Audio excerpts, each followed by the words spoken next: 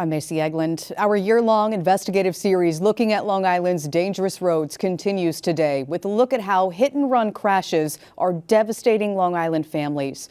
Ruth Ann Arnim's son, Dean, was killed walking to his car in Riverhead in 2022. One of the drivers who hit him was sentenced to 90 days in jail. What rehabilitation does anyone get for 90 days? None. Coming up in 2 minutes, why some believe weak hit-and-run penalties may be providing incentive to flee the scene of a crash. A vote today could end the longest government shutdown in history. House lawmakers are expected to vote on a bipartisan bill to end the stalemate this evening. If passed, President Trump says he will sign it once it gets to his desk. Opening statements expected today in the trial of a former aide to Governors Hochul and Cuomo. Linda's son is accused of acting as an unregistered agent of China. Prosecutors say she and her husband laundered millions from Chinese officials and used that money to buy a Manhasset mansion. A former Suffolk officer who prosecutors say ran brothels in Holbrook and West Babylon is expected to be sentenced today. George Tremigliosi pleaded guilty in September and is facing 2 years behind bars. Fire destroyed a barber shop in Valley Stream. Police say flames ripped through Ben and Tony's on Merrick Road last night. No one was hurt. Police do not believe the fire was suspicious. Construction is underway on a new BJ's gas station in Suffolk. It's going up the Comac Shopping Center behind a Michael's Arts and Crafts store there. All right, you could soon start seeing lower electric bills. LIPA released details of its 2026 budget. It expects customers to use slightly less power thanks to energy efficiency programs. Depending on your usage, you could save about $6 a month.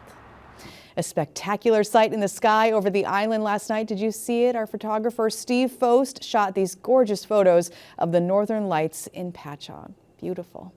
Let's talk about your Wednesday weather. A little bit warmer today, a little less windy as you head out the door. We will see some sun, more than yesterday at least. Possibly the chance for a snow flurry early this morning. Highs are in the low 50s for most of us, but we're still dealing with those double-digit wind gusts tomorrow and Friday. Look a lot like today. We are tracking rain for the second half of your weekend. It's dry and cold for the start of next week. Monday looks windy again.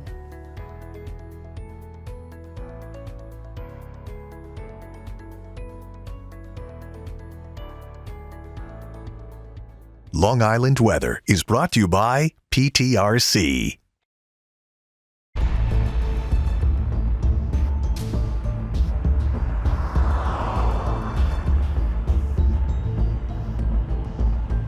We continue our year-long investigative series focusing on Long Island's dangerous roads. Today we're looking at how hit-and-run crashes are devastating local families. Dean was just always a very, very happy person. He liked to joke around a lot. Pictures of Ruth Ann Arnim's son, Dean, fill every room in her home. Everywhere she turns, she sees him. I can't let that go. I need him to be around me. I just feel like if he's there, he's with us.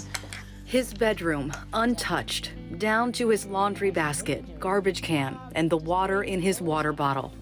If I take that away, he's gone. And I can't do that. I'm not ready. On December 30th, 2022, 23-year-old Dean was walking to his car off Route 58 in Riverhead when he was struck and killed by 2 drivers. The second one never stopped. I don't think she would have ever come forward if they didn't catch her. 30-year-old Coraline Meyer was arrested 6 days after the crash and sentenced to 90 days in jail. What rehabilitation does anyone get for 90 days? None. The maximum sentence for a deadly hit-and-run crash is 2 1/3 to 7 years in prison. Officials say more serious charges only apply if there's evidence the driver was under the influence. I think the law has incentivized it in part by not having a discouraging or deterring effect in the law of making it a higher level offense. Newsday's team of investigative reporters have compiled crash data from across the island and found from 2019 to 2023, there were 244 serious and fatal hit-and-run crashes, more than half involving a cyclist or pedestrian. Evolving technology has helped lead to more arrests over the years, but it remains a persistent problem. There is just countless instances of victims and victims' families not only being deprived justice in the criminal case, but also being deprived of the type of justice they're entitled to in the civil case. Prosecutors in both counties say as of October, a large majority of the hit-and-run crashes this year have been solved, but penalties for convicted drivers vary significantly. I love you so much. Thank you, Mom, for making me such good food all the time. Ruth Ann and others say the laws surrounding these crashes need to be strengthened, with stricter, more consistent penalties put in place. He didn't get the justice he deserved. I can't close that chapter. I probably never will.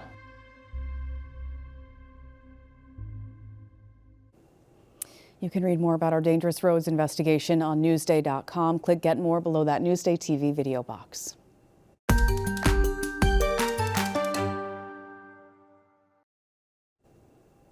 Only in Newsday, homebuyers may soon have another mortgage option. As Virginia Huey tells us, instead of the popular 15 or 30-year plans, President Trump is now floating the idea of a 50-year loan.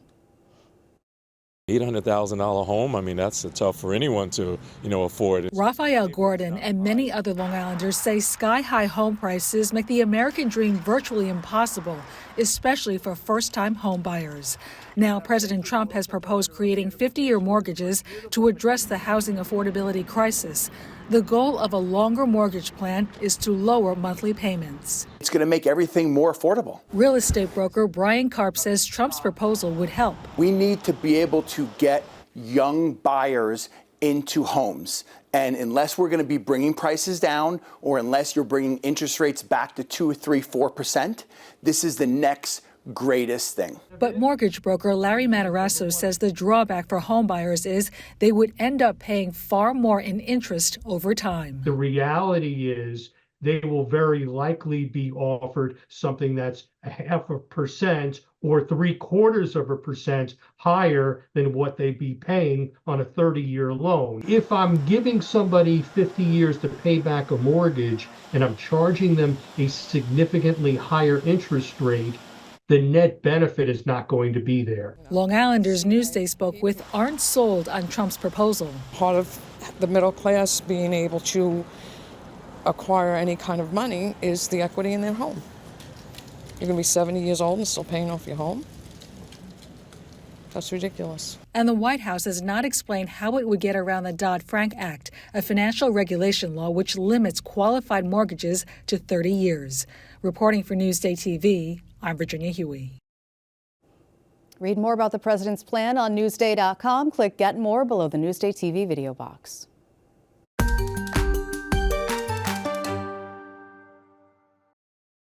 East Meadows senior quarterback Trevor Smith waited 2 long years for his time. He missed his sophomore season with a broken thumb, and right before the start of last season, he experienced significant swelling in his throwing arm. We called the trainer over and we were like, this has to be something more than just some inflammation from throwing. So it was something that we wanted to make sure we took care of. An MRI revealed a blood clot that spread from Smith's shoulder to his lungs. He was placed on blood thinners for 3 months and diagnosed with thoracic outlet syndrome. I wasn't really thinking of being it that serious because nobody was really telling me at the time, and they didn't really want to scare me about what it actually was. So I was really just focusing on not missing another season. Smith spent all of last season on this sideline, unsure if he would ever play football again. On game day, we were giving him a headset, we're letting him do some signals and have some fun with it, let him call some plays here and there. And we tried to do everything we could to keep his spirits up. Smith made his debut in East Meadows' opening game this season. He had 255 total yards and 4 touchdowns in a win over Belmore JFK. I'm not just out there by myself. I was really representing my family and the people who have supported me this whole time, and I was really just blessed to be on the field again. He led the Jets to a 5-3 record and a home playoff game. It's just surreal to be even out in the field in general. I mean, if you told me this last year that I would be in the position where I am today with how I'm doing, I would not believe you at all. So it's just great to be on this field right now. I'm Matt Lindsay for Newsday TV. Impressive comeback. Read more about it on Newsday.com. Click Get More below that Newsday TV video box.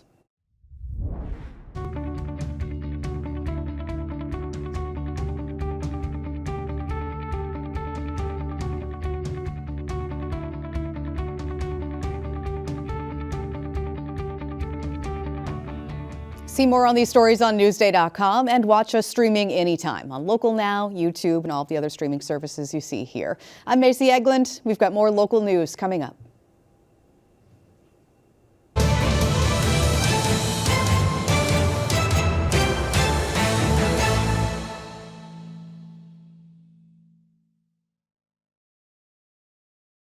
While data indicates most hit-and-run drivers on Long Island are being arrested, victims' families say many drivers are avoiding serious consequences. Dangerous Roads, Hit and Run Danger, now available at Newsday.com/dangerousroads.